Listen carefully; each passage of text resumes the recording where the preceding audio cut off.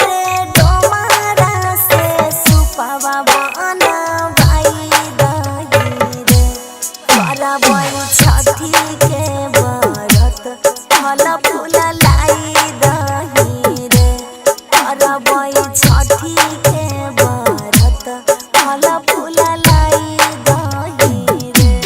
जटनी मालिन घर से माला फूल के लाई देबोगे। जटनी मालिन घर से माला फूल के लाई देबोगे। करी है छठी के व्रत सब मांगाई देबोगे। करी है छठी के व्रत सब मांगाई देबोगे। डीजे साजन राजन, डीजे साजन राजन, डीजे साजन राजन, डीजे साजन राजन।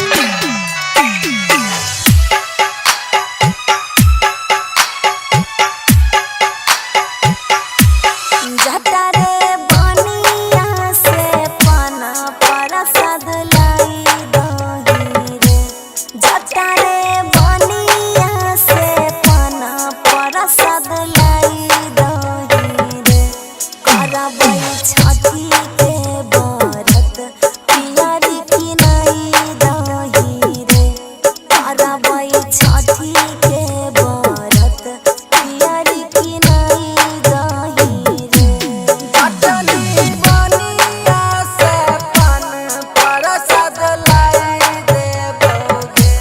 जटनी बनिया से पान प्रसाद लाई देबोगे। करी है छठी के व्रत पियरी किनाई देबोगे।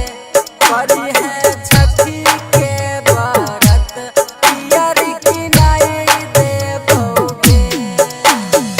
डीजे साजन राजन, डीजे साजन राजन, डीजे साजन राजन, डीजे साजन Rajan.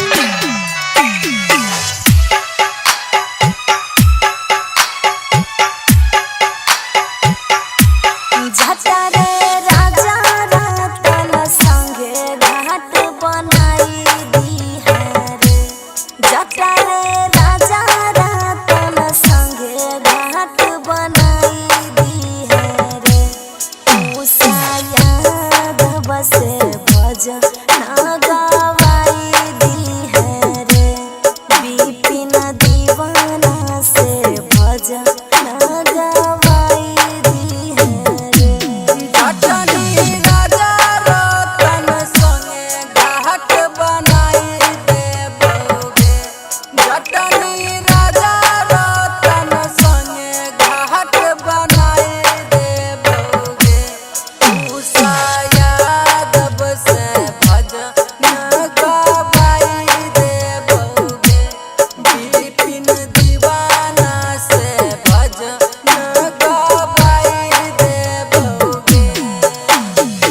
Aishwarya digital recording studio Samastipur.